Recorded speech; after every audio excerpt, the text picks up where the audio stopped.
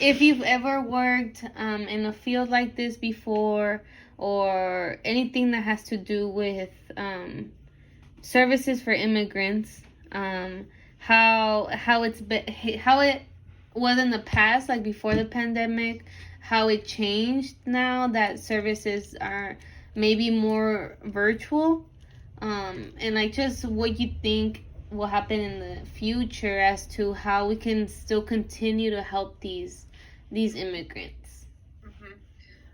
So prior to working with the city of Dallas, I actually worked for the city of Tulsa, Oklahoma. Oh. Mm-hmm. And I actually moved during the pandemic to Dallas with my husband. So I'm still, getting acquainted. But actually in Tulsa, Oklahoma, I helped start the Immigrant Affairs Initiative in that city. And I think one of the biggest things that we found in Tulsa, and I think it is also true for Dallas, is that our immigrant populations are a major part of our community, and they're a part of it's a growing population. So, for example, in Dallas, 1 out of every 4 residents is an immigrant. So you're thinking about 25% of your resident population, and then on top of that, you also have their children, their families.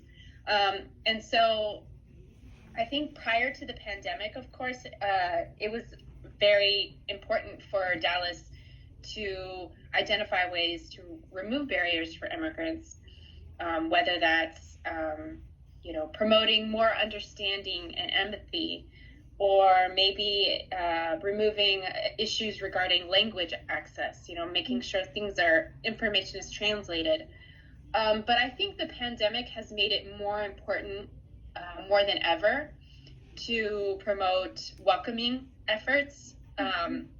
We've found that about half of our immigrant population here in Dallas does not have health insurance.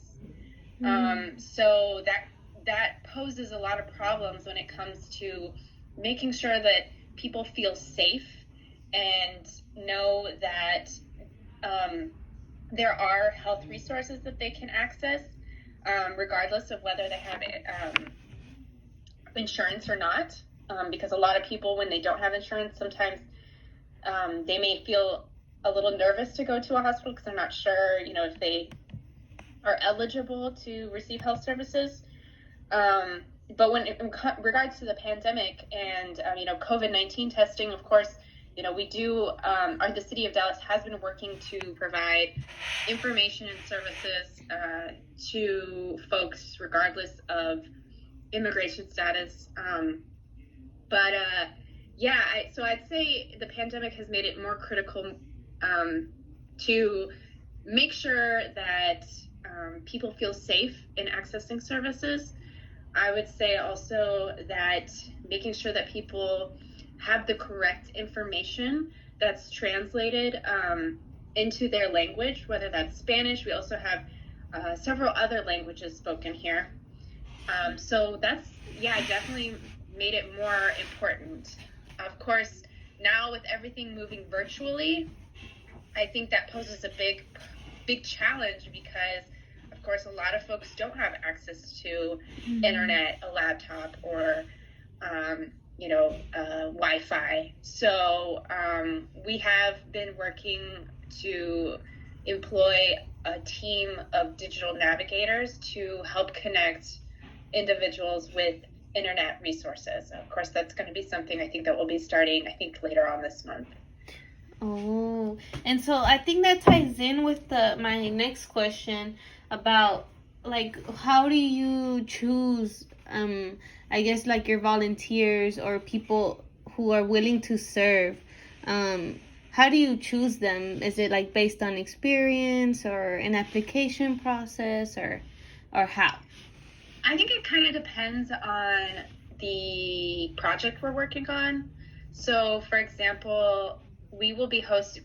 We just published this flyer for this event. We're going to be hosting a naturalization workshop where people can access legal support for filling out the citizenship application. Mm-hmm.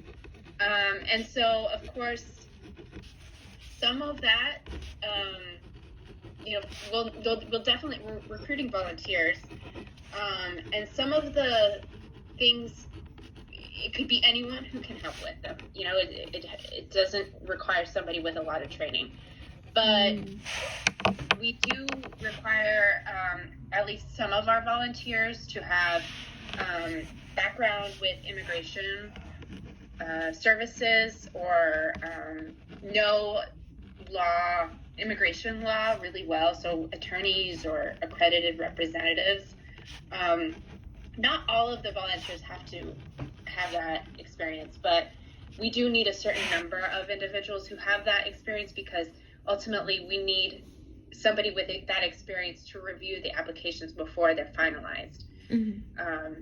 But again, it depends on the opportunity. I mean, we had also census outreach events, and it's basically anybody who was interested in promoting the census. Of course, we would appreciate anybody who has language experience in different languages. That's always helpful. But yeah, it depends on the opportunity. Oh, okay.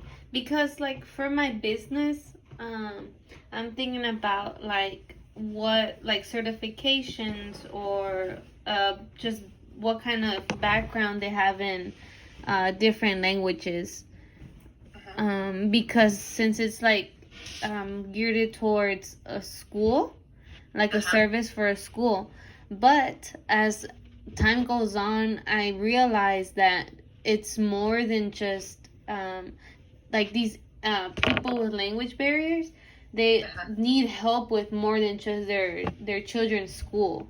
So that's why I wanted to like expand and like maybe provide services where they can like support from my business, which is called For Us, to get like support them to get their GED or just ESL classes. So it's more than just here. I'll translate a document, or I'll translate a meeting with a teacher. I want to be able to just expand it so that the immigrants or just people in general with language barriers, that they could get the most out of it, out of my business.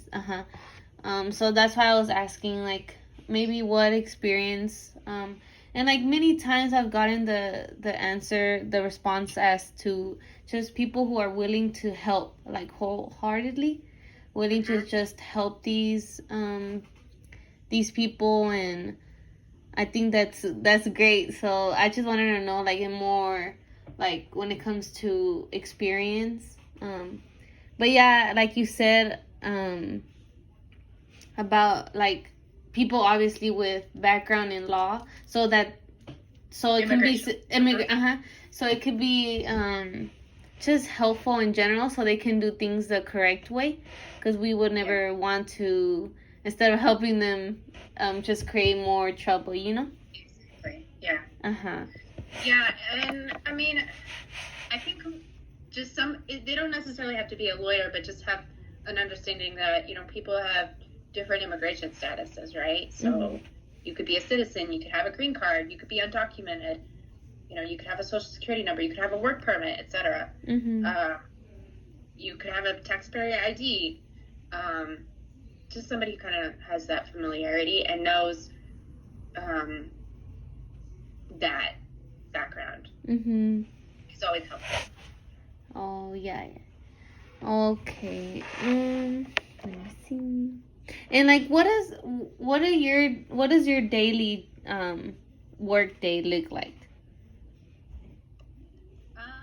Well, right now it's I'm working from home. City employees are working from home, and basically, what I generally try to do is check in with my staff to check up on pending tasks that we have on projects. Generally, I have meetings with people to talk about different ways we can collaborate. I think also one of the things that I try to do a lot is document the work that we're doing, because a lot about working in local government is communicating to the public, communicating to residents. And so I think obviously there's a lot of information out there, but I think the local government has the opportunity to provide actual information that is real and truthful, so that people aren't going to some random website for services or information that may not be helpful or may not be true. So that is one thing. Also, of course, organizing events with the community, doing outreach. I do some translating if it's necessary, but generally I have staff that do that. What else? That's kind of what it is right now, of course, because everything is virtual. Sometimes I'll do presentations, speak on panels. Also, if there's, sometimes I get pulled in to provide advice on how to make a service more welcoming for immigrants. So I might talk through a service that somebody is wanting. Like, for example, last week there was a nonprofit organization that provides service to victims of domestic violence. And so they wanted to see how they could do better outreach to immigrant communities. So we kind of talked through what the different options are and opportunities are for, making sure individuals who may be at risk of being in a domestic violence relationship, they know the organization knows how to push out their information. That's great. That way that people are more aware, right? Because I think that oftentimes that's a little challenge that's in Dallas, because people aren't really aware, because the opportunities might be there, but it's just hard to get it to them. Yeah, there's always more information and communication that can be done.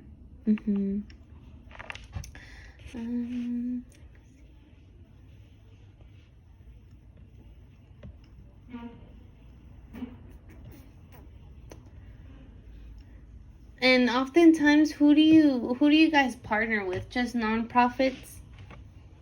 Yeah, we're partner internally. So the city of Dallas has, I don't really know, I'm still learning, of course, like almost over 100 internal departments, right? Oh, okay. You might have like, animal services. You might have the parks department. You might have housing department. So the city of Dallas has internal departments, and so my division might partner with another department to host an event or translate information and do a public campaign, public information campaign. We'll also partner with nonprofit organizations, private companies even, depending on the event.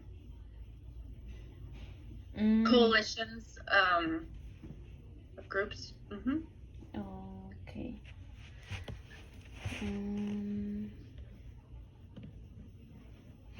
Okay.